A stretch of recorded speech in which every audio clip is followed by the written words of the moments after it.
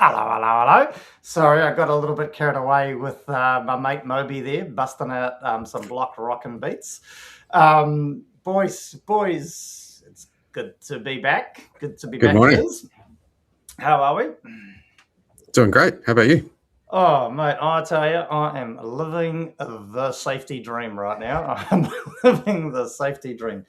Listen, I've got to be honest. I'd never thought I'd admit this, but I'm going to admit it. I missed you boys. I missed you boys, and to be fair, you actually did a pretty good job. Well, hang on. Let me reframe that. Matt Sadgrove did a fantastic job. Great show last fortnight, boys. Sorry I wasn't here, but there's been a number of I've received a number of personal comments. But overall, once I sifted through them, put it through AI, asked it to reword it in a positive context, AI said you did really good on the last show. So great effort there, team. Great effort. Some of our listeners made a very, I thought, intelligent observation, and it was along the lines of, "Wow, there's a lot of safety in this show." Well, this is the problem. You put three highly academic individuals in a room, and what do you get? A lot of safety in the room. Although I don't think that's incredibly positive for my career prospects as a health and safety person going forward. Hey, Brenton, how do you rate yourself as a health and safety person? Well, I've been told when I'm in the room, there's not a lot of safety going on.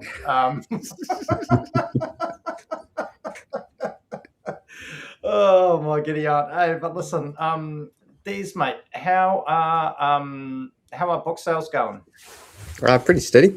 Not much to say there, really. Yeah, just kind of plodding along. A few here, a few there. Any plugs, like any special anniversaries that people could buy this book for coming up that you're aware of? Well, it's just coming up on 12 months since the book came out. Yes, is it really? It was the 17th of June that I released it, yeah. And I did drop the price a little bit very recently because the New Zealand dollar is not performing very well against the US dollar because the pricing is based on US dollars. Okay. Is there a tariff on your book you imported? I mean, were you mentioned by Donald Trump? Was it? And we're going to 15% on Des's book. Yeah. At the last White House briefing, he mentioned me and then went on to talk about Iran. Wow. So it's word's getting out there at the very least, whether it's good or bad. Like, listen, not to make light of the situation that's currently been going on globally, but listen, could somebody potentially use the learnings, the wisdom that you have penned in such a publication to possibly investigate that whole situation and actually come up with a real definitive understanding as to how it all occurred? I think it would require a whole team of people to really implement what's in that book properly in an investigation pertaining to that issue. That would be an exciting investigation.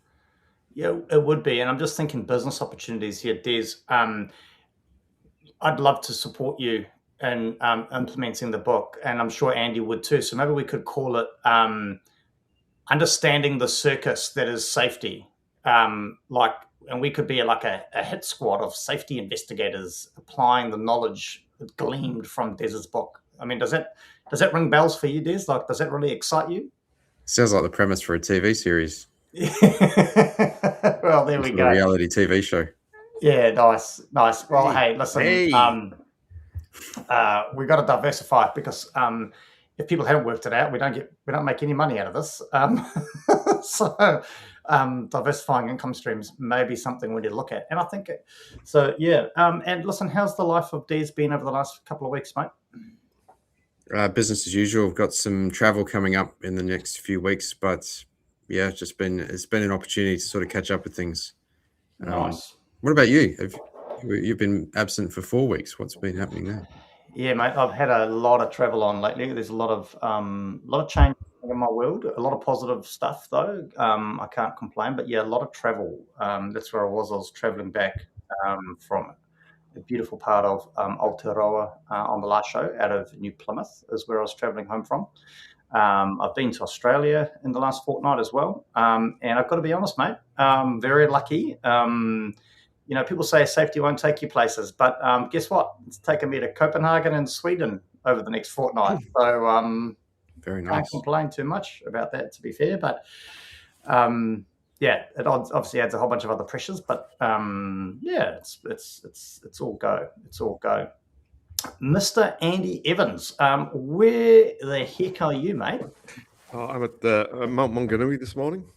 Okay. Yep.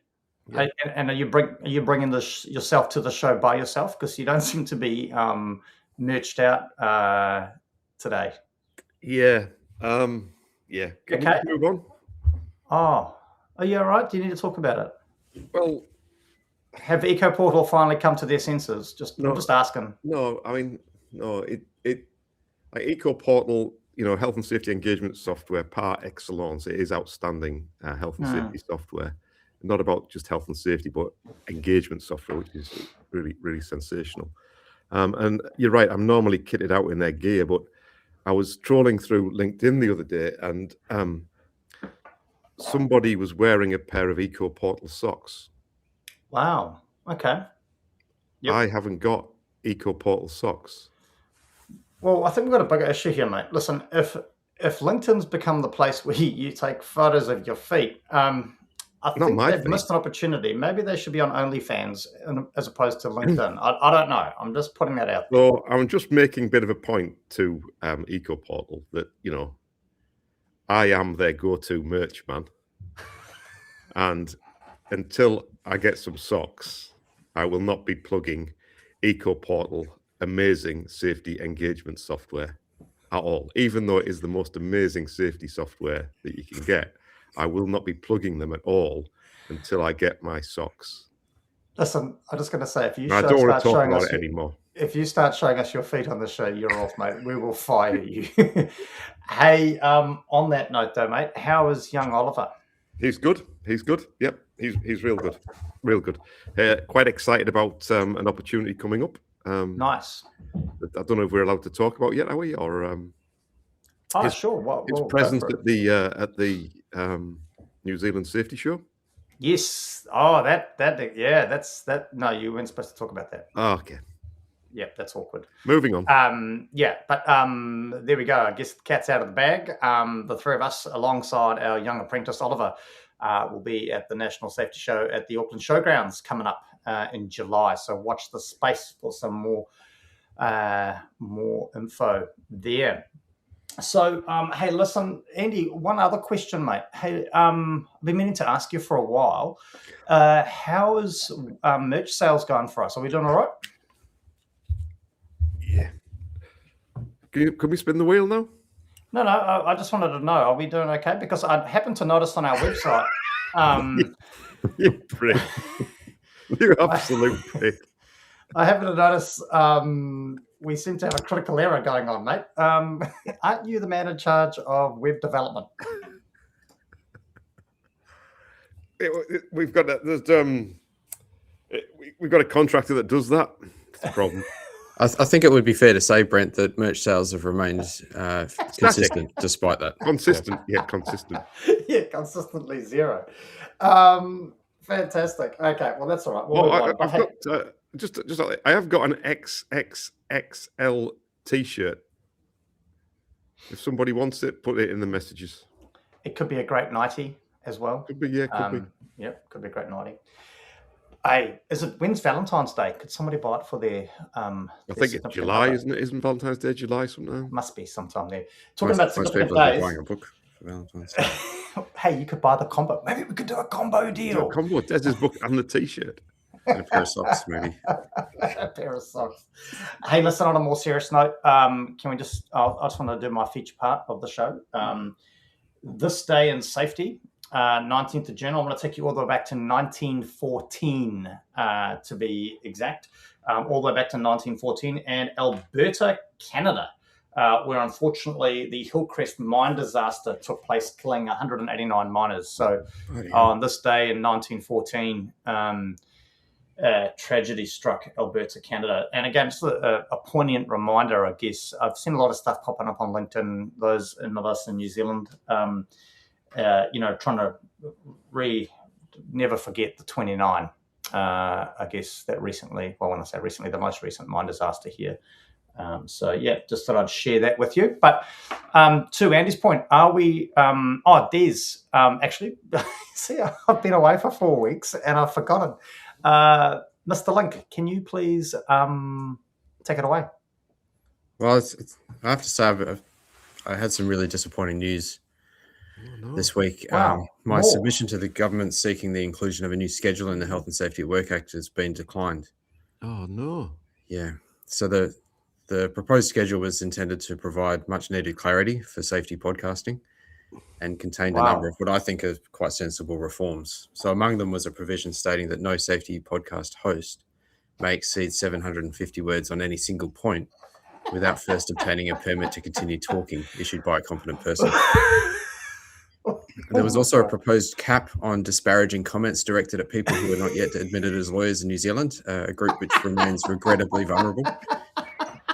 And the most significant reform was a new statutory disclaimer, which would have clarified that nothing said on the Circus of Safety constitutes legal advice, safety advice, life advice, financial advice, medical advice, or any advice of any kind.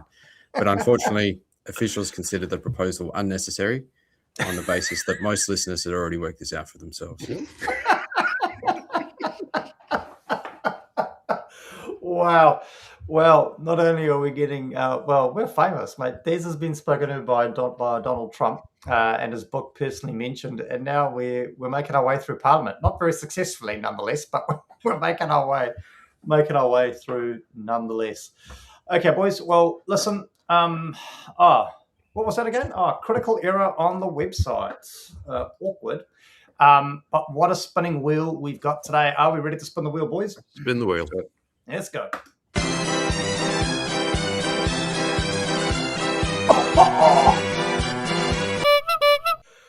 Wow, that was so close. Did you see what it nearly landed on? No? No one cares? No, missed that.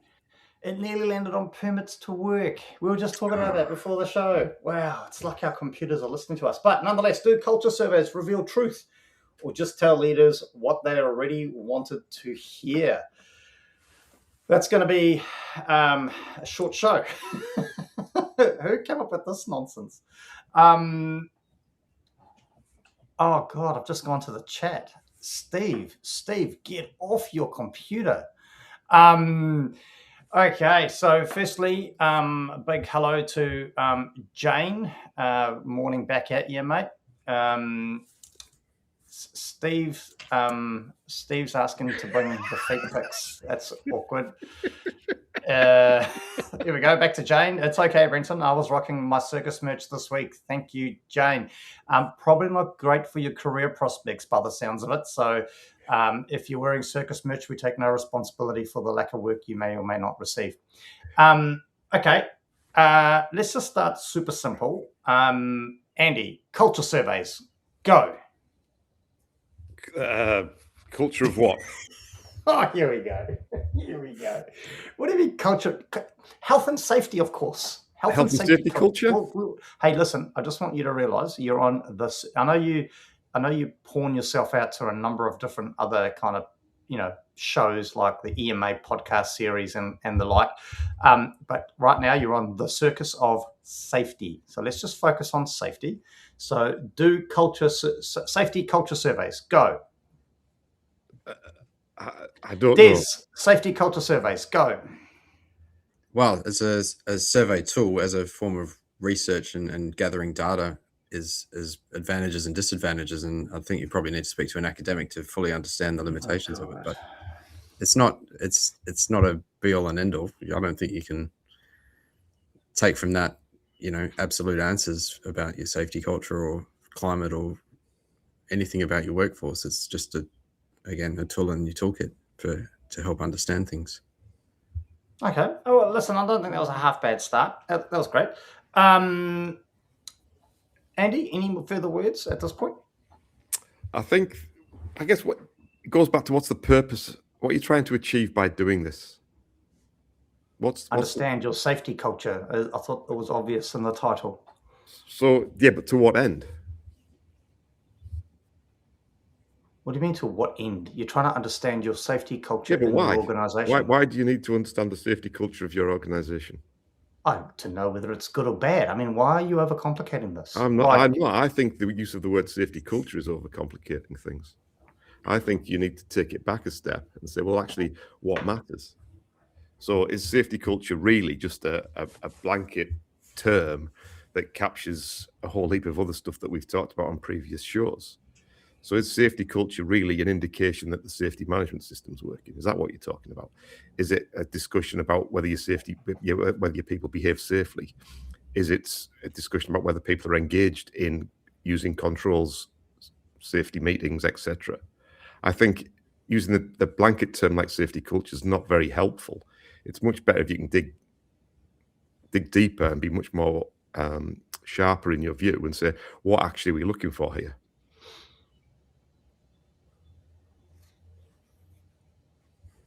Yep, sounds good, mate.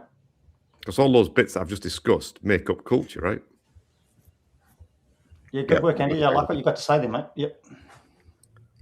Hey, Keith. Oh. Keith, anyway. You're a legend, mate. I've missed you, Keith. Hello all from Anton Terry. Great to be there. Keith, you're no longer a friend of mine. As usual, please define culture. What is measured and how is it reported? Steve, listen, I'm really sorry that you've wasted your time while working from home. I'd get back to making some money, mate, because clearly this is going to go nowhere. I feel bullied, and I think we may have to engage in a culture survey to make my feeling. Oh, okay. Maybe he needs another coffee. Okay, we're into it. Oh, here we go. Well, the chat is going mental. Here we go. Ange, is it safety culture or business culture in general? That's a great point. That's what we should be talking about. Okay, well, there we go. We're flipping the show. Thanks, Ange. Let's just leave that up. So what is the difference then, Andy? Is there a difference? I don't know. Well, I'm asking you. Can you actually have an opinion on something rather than flopping around like a pair of jandals? I don't. Oh, for goodness sake, it makes it so. You make life so hard, Brenton. You pretend that your voice of reasonableness, but you're not. You're actually the problem. Mate, I'm just keeping life simple, man. Like, I'm not overanalyzing nothing. You say that, but the opposite is true. So it's what do we mean by culture? So it's a group of shared values, is it? Is that what we're talking about? You seem to have the biggest opinion on this, so you tell me. So in an organization, so pick any organization, maybe one that you're quite familiar with, maybe. Yeah. Okay. So is there a difference? So if we're talking about what culture is, if it's a group of shared values, is the business's shared values any different to the safety shared values, or the two entirely the same thing? Well, that's a very good question. The safety should be an inherent part of the business, right? So really, I don't think safety culture is something that you should necessarily be focusing on. You should be focusing on the culture of your organization. And safety is just one aspect of that. And that's why I think this whole safety culture thing is a bit of BS, really. Wow. Just tell us how it is, Andy. Tell us how it is. Maybe now your safety does offer culture surveys, safety culture surveys at a very reasonable price. Are you still using SurveyMonkey or something? We absolutely do use SurveyMonkey. So you can analyze it. Again, not sure. Keith and I are not hitting it off today at all. Clearly there. And Steve clearly working from home. Why call it safety culture? Is it not? Oh, there we this. I don't know if you've noticed, but it seems to be in your absence, Brenton. I've developed a bit of a cult following. Oh my God! Okay, is that what you call it, Des? What are your thoughts, mate? Is Andy full? Well, I'm rereading the question. Culture surveys, do they reveal the truth, or do they tell leaders what they already know? I'm more interested in talking. We've talked about safety culture before. I think we should talk about surveys. Okay, well, let's talk about the survey and what we consider to be data, because I've had this conversation with quite a few people then they say, "Oh, we've got metrics and we need data and we need surveys and we need investigations," and that. What I think is often missed in that discussion is people don't consider direct observation to be data. They don't consider their own interactions with people on site to be data, and their own conversations and their own observations on site. So that's real time, that data. Yep. Whereas a survey is something that happens in the past. Metrics is something that happened in the past. But if we're talking about data, I think direct observation and direct conversation is the best forms of data. And really, if you're a good leader, you should be doing that as a matter of course. So a survey should be telling you what you already know. Okay, so you're saying let's just back this truck up a little bit. Do culture, because Andy just went down a rabbit hole that no one really wants to go down or follow. And Steve agrees with that. We shouldn't follow Andy down a rabbit hole at all. No, just stop. What you have just done there is exactly what the original question was that came up on it.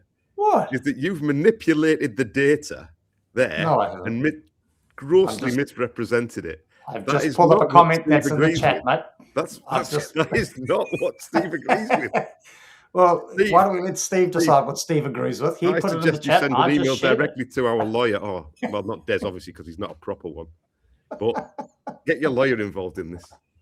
You've been misrepresented. If only that schedule of mine made it into the act. I know, things will be different. Anyway, so do culture surveys reveal truth or just tell leaders what they already wanted to hear? So again, if we go back to, let's just land this in the middle. We'll go with Andy's theory. Culture's culture, right? It doesn't matter whether it's safety, business, whatever. It's all one and the same, right? So do culture surveys reveal the truth or just tell leaders what they already wanted to hear? So what I'm gathering from your comments is that the answer is they should. They should tell leaders what they already know. Because if you're a good leader, you should be out in the business, understanding your people, understanding the way they work, their values. It should tell you nothing new. Exactly. Okay, great. So just looking at the comments coming up. I guess, but you could also use the survey to gather data. You can, but that was my point. It's using the survey, you're gathering data from the past.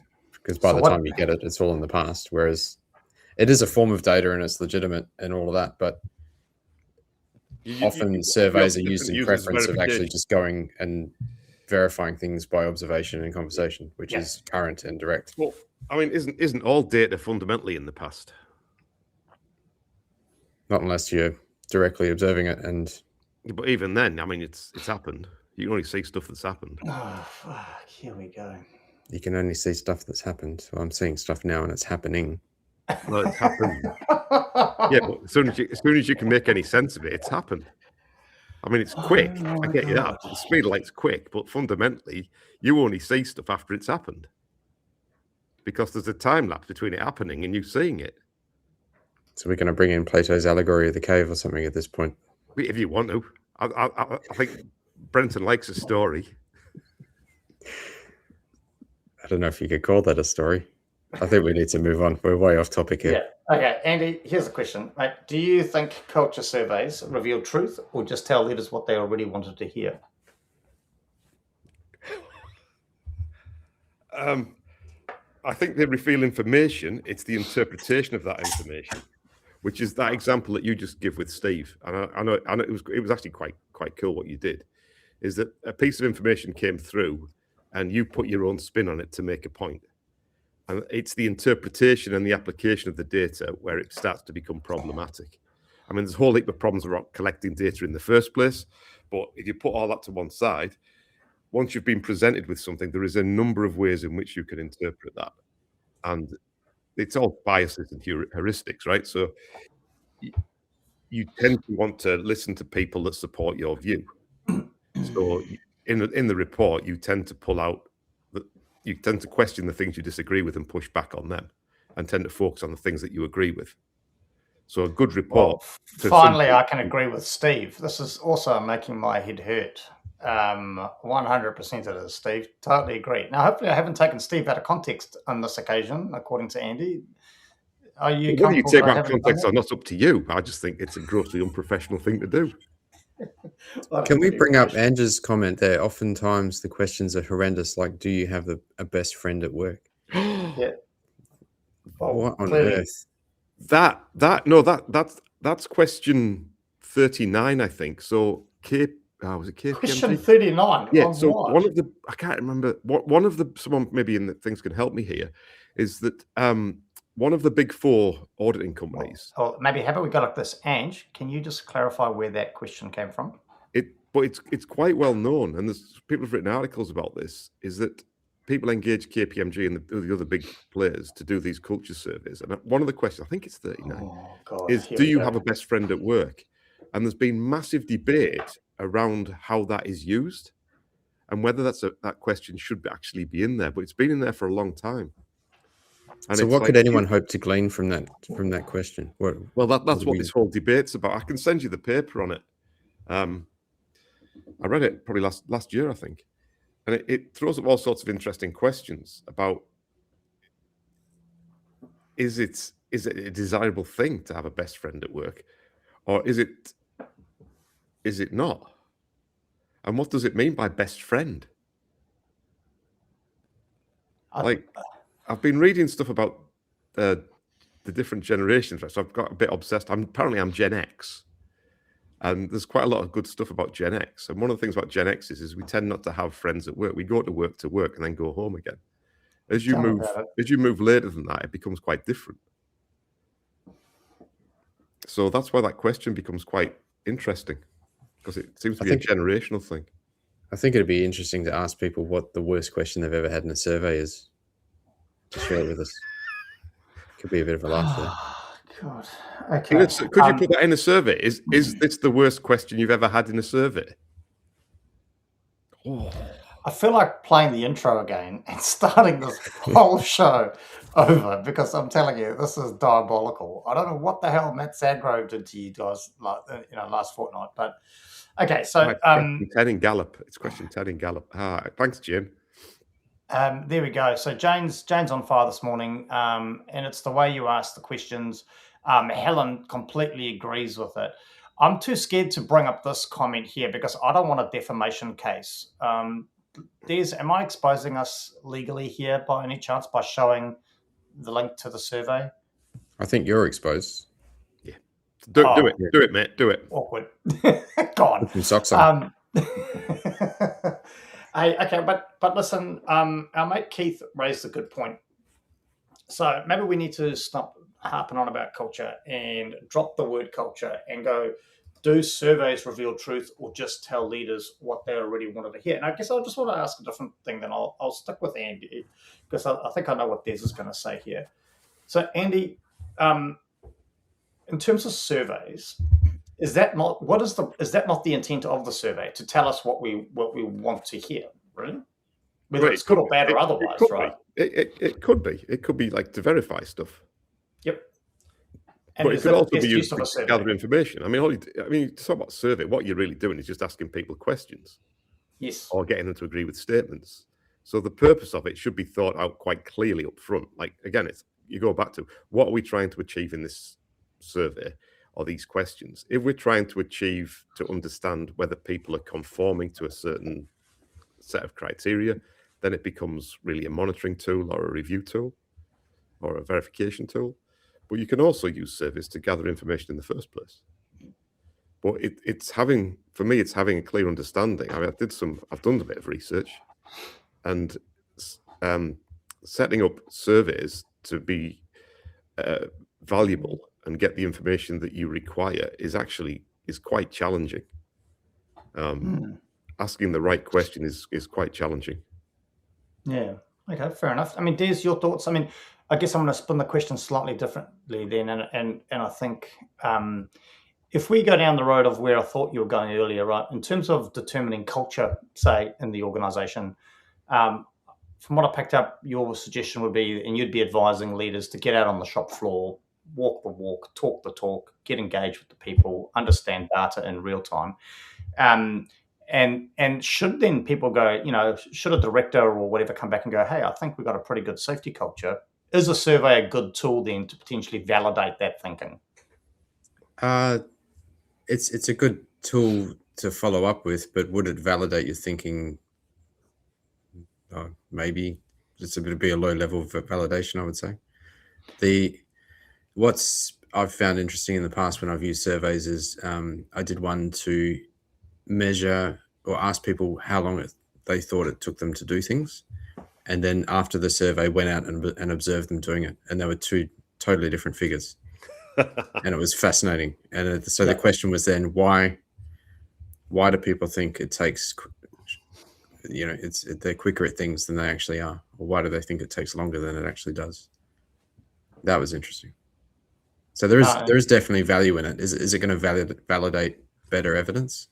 Probably not. If you're using it for that purpose, it's probably a waste of your time. Okay, interesting. Here we go, Keith. Question 99 in the safety culture survey. Do you watch the Circus of Safety? Should be question 1. Yeah, arguably the answer should be no. But the wording of a question carries with it a lot of bias and inference, and can completely change the answer. So if you got to be so careful just in the wording of a question, because you can sometimes even predetermine the answer just by careful wording. So if we go with your theory, then Des, we say to leaders, go out in the business. If you want to understand, let's just stick with culture, right? We're just going to use the term broadly. Is that okay, Andy? Can I use the term broadly? You can use whatever you want. It might completely undermine the rest of it. So, Des, we're out there trying to determine culture in a broad term sense. How do we then, we find ourselves in a court of law, and maybe a question's posed to the director or the CEO, hey, so, how would you rate the culture of your organization? And they go, yeah, pretty good. How do we back that up then? I'm quite certain that question would not get asked. Well, are you a lawyer? The court. I'm just asking for a friend. Are you a lawyer? Is what I'm asking here. More than anyone else in the room. There you go. There's an answer. Unless you're a lawyer, don't knock my questions. I could be a great lawyer. So some really good questions. If it's a spectrum, I'm definitely ahead. So your inference there, Des, is that lawyers are not non-binary. I guess so. Some are better than others. Yeah. But are you a lawyer, or is there a point where you're a lawyer or not a lawyer? Or can you be a bit of a lawyer? I don't know if that's the right question to ask in this context, but hold that thought. We'll come back to it. Maybe we'll run a survey. Okay, so then we've got people out there wandering the shop floors, talking to their people, thinking their culture's all good. Okay, forget about a court of law then, Mr. Smarty Pants. But I guess, so are we saying, then apart from gathering data, we're saying that we shouldn't use a survey to validate that our culture is in a good space or where we thought it was? Well, I just question the word validate. Go if you want to do a survey, go for it, and it'll probably raise some interesting findings, and you'll be able to take some action in response to that. Is it going to validate better data? Well, no, it's going to. I guess I'm asking: is it going to validate a feeling? And I know that might be a hard concept, to come past as a lawyer. But is it? Would a survey validate? Well, it would, but when compared to just talking to people and asking them in a genuine conversation how they're feeling, but in how is it better than that? I don't know if I'm not like whoa! Don't you? We're saying that it needs validated. One validates the other, so that's saying that one was. What I'm asking is, how would someone then validate a feeling if they don't do a survey? Can surveys validate feelings? What? If you got that's what you're saying. Because if you're walking around talking to people and you go, "Oh yeah, I got a pretty good feeling about this place," yeah, what did you do? How do we validate that? I think that's completely the wrong approach. 100%. Well, why? You shouldn't be wondering, going, "I've got a feeling." Well, when you're talking to people and you come away with, "Oh yeah, I feel like the culture's pretty good," that's a feeling. It's not. It's a vibe. What does it difference? What is the difference? Des knows the difference. There's legal implications for a vibe, isn't there? There is. It's in the Constitution. It is. Oh. It's Marbo, isn't it? Oh, honestly, this is astounding. This is getting worse and worse. Let's go to somebody that actually makes sense. Steve, great to have you on the show today, mate. Finally, great to have you contributing. One of the biggest weaknesses in culture surveys is the question is black and white, but the interpretation is not. Each person reads the question through their own experience, bias, trust level, role, and where were you at the start of the show, Steve? He was home. Were you not paying attention? He's working from home today. Jane's on fire too. Yeah, spot on, Jane. It's chicken and egg, isn't it? We should get Jane on the show. She's good value. Well, maybe she could replace me. Hey, not a bad idea. That saved an awkward conversation. I'm happy to give it up. Putting up with the YouTube nonsense heads. I don't know where that word came from either, nonsense heads. Hang on, don't need a good culture to do a survey. So is the best measurement how many people just answer the survey? What, as Des said, it's a tool like all others we have, but that's not the problem. Here we go. A survey is only one tool in the kit to assess culture, though. Yeah. And spot on, Ange. The vibe is off in here. You amen to that, sister. I think it started with the socks. Definition of a vibe. A vibe is an informal term of the mood, atmosphere, or emotional energy of a person, place, or situation. Holy hecker. Short of vibration, it describes a tangible feeling or aura that something gives off. Well, we went to a place I never thought. But listen, so, I mean, we're coming to a close. So who would have thought we could have dragged this on as long as we did? I don't actually know if we answered the question. So I'm going to kind of loop back around and wrap up the show with how we tried to start the show. Do culture surveys reveal truth or just tell leaders what they already wanted to hear? Des, what are your final words on the topic today? So they might be useful in revealing the truth, and they should be telling leaders what they already know, because if they're a good leader, they should be all over this. Cool. Okay. Andy. Oh, clearly he's got something better to be doing. Sorry. It's just a link came through for a culture survey. Oh, did you finally get it? I signed us up to Gallup. Question 10's really easy. Absolutely not.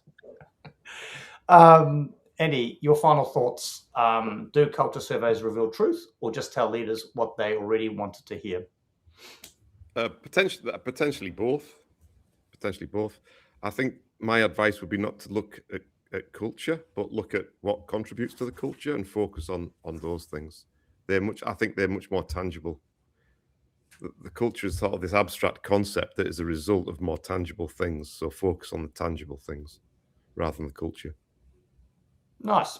Listen, looping back around, I think to sum it all up, I think as we've seen a bit of a theme here, in my opinion, as it may be disregarded, anyway, I'll give it. I definitely want to agree with what I think Des said. It actually, it's a tool, right? A survey is a tool, but to Andy's point, really important that we actually understand what we're asking and what the questions are trying to achieve. And without that, we're going to end up barking up the wrong tree, regardless of what we're trying to achieve. So, Steve made a great comment. Can we share that one? This one? No, the one before. Well, Steve. Yeah. So what I'm hearing is a survey is one tool in the box, useful potentially, but so hang on. Why? This is what I was trying to say. Why do you think Steve says it better than me? Just does. Look at that. Just keep going. It gets better. But only when read alongside harder evidence and direct engagement with workers. On its own, it's too dependent on wording, interpretation, trust, and timing to be treated as a reliable picture of culture. It's a great Fantastic. Summary. It is. And to be honest, I have seen it done like that. And as we've said, so in my current organisation, I'm not a big fan of psychosocial risk management because I don't think there's a lot of tangibility to it. But what we did here, where I'm currently based, is we did do a survey.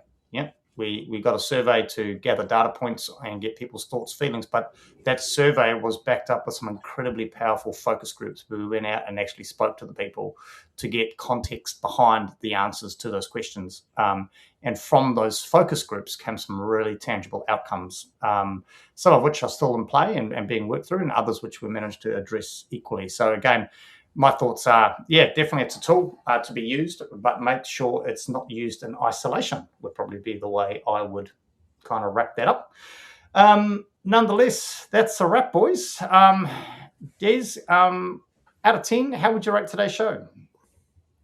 Well, if 1 being the worst and 10 being the best, I feel like it's about midway. I think I agree. There's a vibe that was a little bit off. Yeah, okay. I think it started with Andy, but Andy. I think it was the whole theme of feet and socks that made it off. Andy set the scene at the start, very low level. Andy, out of 10, how did you rate today's show, mate? Oh, I would have to put it in the strongly agree category. Of course you would. Andy, next couple of weeks, mate, what are you up to? Oh, traveling around the country, educating the masses. Saving lives, usual stuff. Fantastic. Des, got much exciting stuff planned over the next couple of weeks, mate? Not particularly. Study, a little bit of travel, work. That's about it. Yourself? Nice. Yeah, mate. Listen, like I said earlier on, I'm very blessed. I'm going to be heading off now to Auckland International Airport to jump on a jet plane and make my way to Europe for a international health and safety work conference. So it's Copenhagen and where else? Sweden. Is we've got to fly into Copenhagen, and the conference is in Sweden, which includes a site tour. So it'd be really cool to see the culture. See what I did there? Of safety within the same organisation, but in a different country. Maybe I'll get them to take a survey while I'm over there. Will you be back for the next show or not? I will be back for the next show, and hopefully over jet lag by the time the next show kicks off. So it's been a whirlwind trip, 10 days, but I'll be back next week in Auckland late Tuesday night. So I'll be here in time. You should do a survey to validate what you saw on the trip. That'd be good. I'll send it to myself. Hey, so listen, again, a massive thank you. What a show from an audience perspective. It was the audience that carried it. So thank you to all our followers. And sorry, I'm going to miss it, but I won't be at Safeguard next week. Thanks, Jane, for your contribution. And thanks again to all of our followers, and in particular, our latest follower, Minzy Zhang. Now, this is an interesting new follow, gentlemen. Follower number 2613. So follower 2613. Minzy, not a safety part in sight. Minzy is actually a technical account manager, flavors, at a dairy company whose name I'm not allowed to mention due to being the opposition of who I currently work for. But nonetheless, not a safety qualification in sight for Minzy that I could figure out when I stalked her LinkedIn account. I'm quite happy to read what business it is. We don't have enough time on the day. So, listen, team, great to be back. Great to have you. Sorry about the quality of the show. To everyone who's listening, and I guess from this point we'll see you in a fortnight. Thank you. See ya.